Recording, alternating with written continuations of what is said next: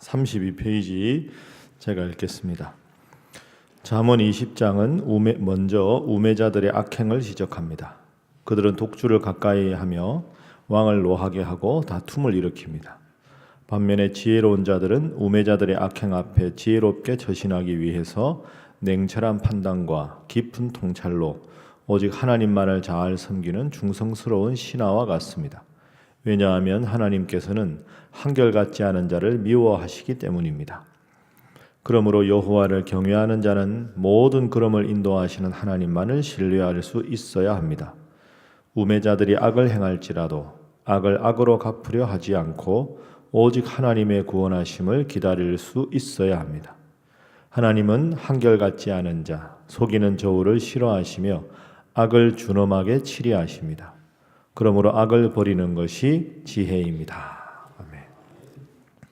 아멘. 잠언 10장 이하는 지난번에 우리가 기억을 해보면 어느 한 주제를 가지고 쭉 말씀을 하는 게 아니라 생활을 하다가 일상에서 꼭 필요한 상황에 맞는 짧은 교훈들을 쭉 이렇게 펼쳐서 서술을 하고 있습니다. 오늘 20장도 바로 그런 내용입니다.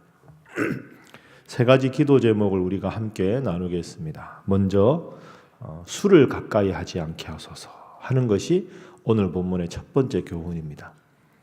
단지 술 문제뿐 아니라 경건한 삶, 거룩한 삶에 대해서 술이라는 단어로 설명을 하는 것이죠. 자, 술을 가까이 하지 않는 것 1절 말씀 우리 함께 읽어봅니다. 시작. 포도주는 거만하게 하는 것이요 독주는 떠들게 하는 것이라. 이에 미혹되는 자마다 지혜가 없느니라. 아멘. 지혜는 하나님으로부터 오는 것이라. 잠언 전체의 주제입니다. 그래서 뒷부분에 술과 포도주와 독주에 미혹되는 사람들은 지혜가 없다. 하나님을 중심에 모시지 않는 사람이다. 이렇게 이야기를 합니다. 술에 대해서는 항상 질문을 많이 하죠. 성경에 술 취하지 말라는 말이 어디 있느냐? 술 먹고도 예수 잘 믿는 사람 되면 되지 않느냐? 여러 가지 이야기가 있는데 물론 술과 구원은 관계가 없습니다. 술 먹는다고 천당 못 가고 구원 못 받고 이런 건 아니지요. 술을 안 먹는다고 무조건 하나님 잘 믿는 것도 더더욱 아닙니다. 그럼 왜 한국 교회는 이렇게 술 문제하고 담배, 이른바 주초 문제 예민하고 엄격하냐 하면 우리나라에 초기에 선교사님들이 들어왔죠. 외국에서 우리나라 선교하러 들어와서 우리나라 사람들을 전도하려고 가만히 보니까 우리나라 사람들 당시 아주 고약한 풍속이 있었습니다. 저희도 시골에 농사 지었고 당시에 다 농사 지을 때 아닙니까? 봄에 이제 모내기 하고 여름에 다 해서 가을에 수확을 하고 나면 쌀을 이제 내다 팔고 돈을 받습니다. 겨울은 농한기지요. 추우니까 농사를 못 지으니까 새끼도 꼬고 실내에서 할 수 있는 일들을 하면서 조금 몸을 추스리고 봄 농사를 준비합니다. 그런데 그럴 때 바깥 양반들이 주로 뭐 합니까? 동네 꽤 큰 사랑방 같은 데 모여가지고 노름을 합니다. 그러니까 거기서 담배 피우고 술 마시고 막걸리 마시면서 노름을 하는 거죠. 그러니까 선교사님들 눈에 보니까 그렇게 열심히 돈을 벌었으면 그걸 가지고 아이들을 위해서도 하나 사고 요즘 말로 가재도구도 장만하고 또 땅을 좀 더 밭을 늘릴 생각도 하고 이래야 되는데 그 봄, 여름, 가을 동안 뼈 빠지게 일을 해서 그걸 가지고 전문 노름꾼이 쓱 돌다가 돈놀이 같은 거 하면 돈을 홀라당 다 잃어버리죠. 그러면 오전에 가서 막걸리 마시고 담배 피우고 노름하고 저녁이 되면 술을 이만큼 취해가지고 인사불성에서 집에 와서 돈 잃으면 화난다고 애들 때리고 그 아내한테 구박하고 이런 일이 계속 반복되는 겁니다. 그걸 선교사님들이 볼 때 이게 중요하다. 앞으로 예수를 믿는 사람들은 술, 담배를 엄격하게 규제를 해야 되겠다.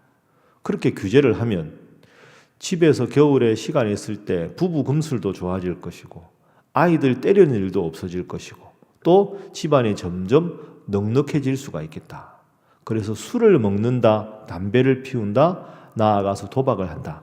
그걸 금지하는 것이야말로 예수 믿는 사람들은 보통 사람들하고 다르구나 하는 가장 좋은 영향을 줄 수가 있겠다. 그리고 그렇게 남편이 예배당에 나가서 술을 끊으면 부인도 남편의 변화를 보고 올 것이고 애들도 올 것이고, 그래 사실은 술, 담배 문제는 그걸 가지고 심각한 잣대를 삼기보다는 그렇게 해야만 예수 믿는 사람들의 거룩한 삶도 가능하고, 야, 저 집 저 남편은 예수 믿고 저렇게 사람이 바뀌었는데 우리 남편도 열심히 예수 믿고 술, 담배를 좀 끊으면 좋겠다. 그런 마음들을 전부 갖게 되겠지요.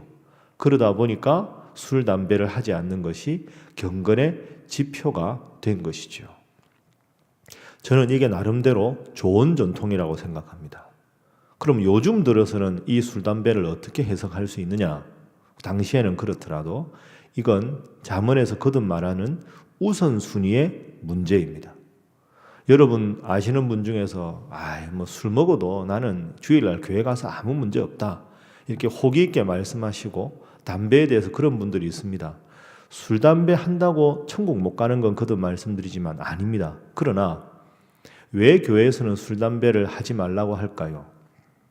좋은 일이 생기면 기분 좋아서 먼저 술 한잔하고 마음에 스트레스 확 받으면 나도 모르게 담배부터 꺼내고, 그 바람직하지 않습니다. 기쁜 일이 생기면 먼저 기쁜 일을 주신 하나님 앞에 감사 기도해야 하고, 힘들고 어려운 일이 생기면 내일은 내가 새벽 기도 가서 하나님 앞에 기도해야 되겠다.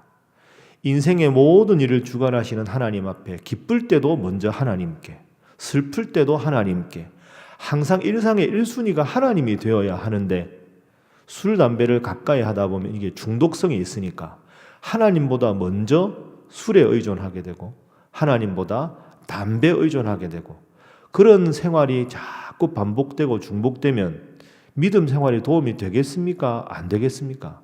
당연히 안 되지요. 그래서 우리가 하나님을 믿는다 하는 것은 하나님이 내 삶의 주인이시고 나의 생사화복을 주관하시는 분이다.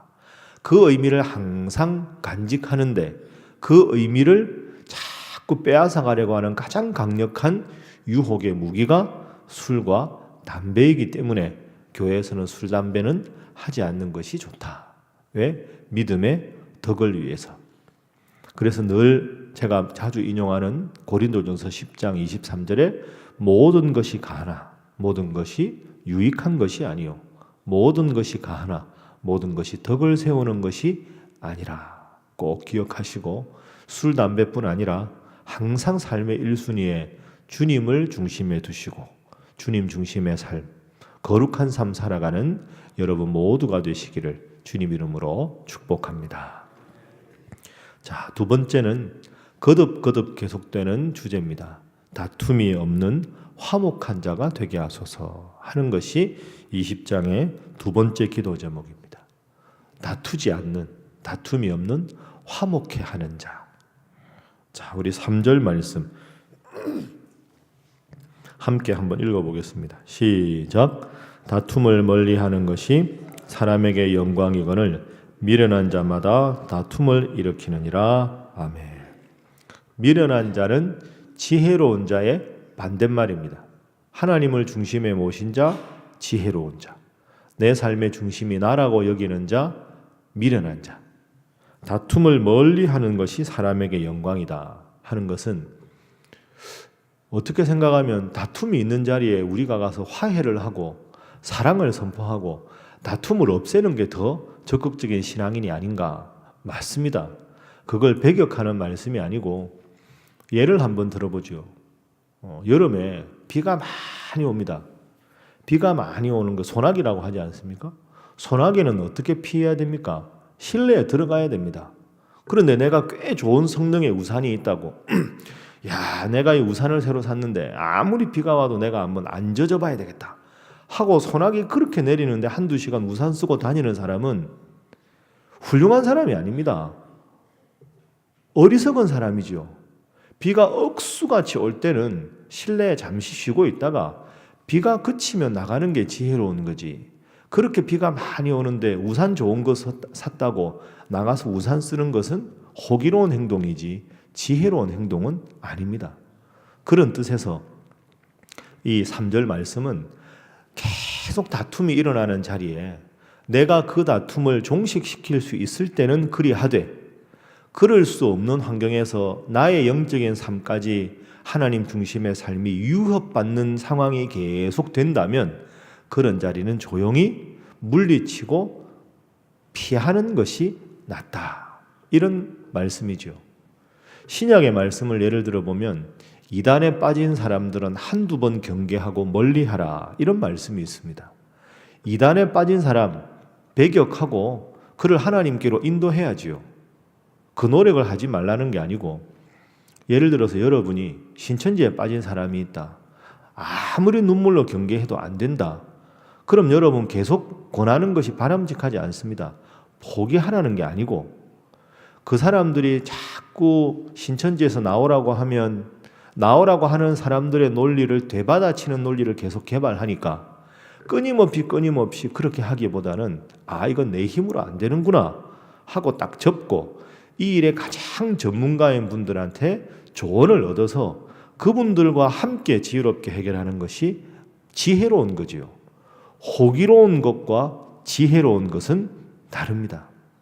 다툼과 분쟁이 있을 때 내 힘으로 해결할 수 있는 힘을 하나님 주시면 해결하고 내 능력으로 되지 않을 때는 나 스스로가 하나님 앞에 바로 서는 일에 더 집중을 하고 더 하나님 앞에 온전한 성도가 되는 것이 더 바람직하고 지혜로운 일이다. 이것이 3절의 교훈입니다.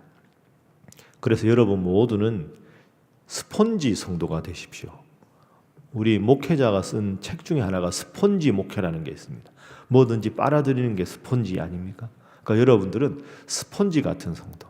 막 다툼이 일어나다가도 여러분 앞에 오면 더 이상 다툼이 없어지고 손 꼭 붙잡고 그러니까 여기까지 하고 우리 함께 기도합시다 하고 기도해서 이런저런 일이 생기려고 하다가 우리 새벽기도 나오는 여러분들 앞에 딱 그 문제가 가면 그 문제가 더 확대되지 않고 그래 저분 보니까 나도 기도해야 되겠다. 그래서 다 흡수하고 더 이상 퍼져나가지 않는 스폰지 같은 성도 여러분 되셔서 여러분 때문에 다툼이 없어지고 갈등이 없어지는 훌륭한 하나님의 성도 되시기를 주님의 이름으로 부탁합니다.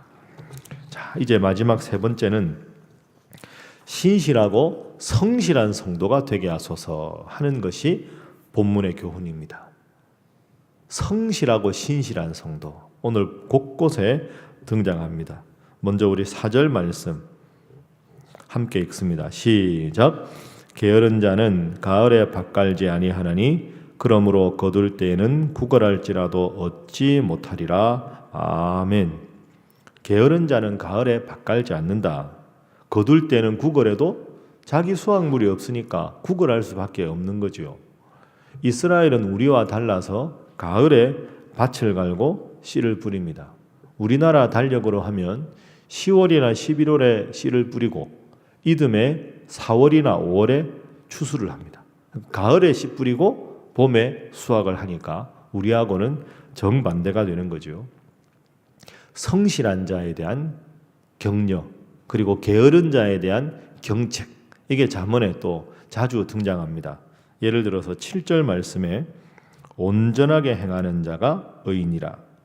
10절 말씀 한결같지 않은 저울 추와 한결같지 않은 되는 다 여호와께서 미워하시느니라.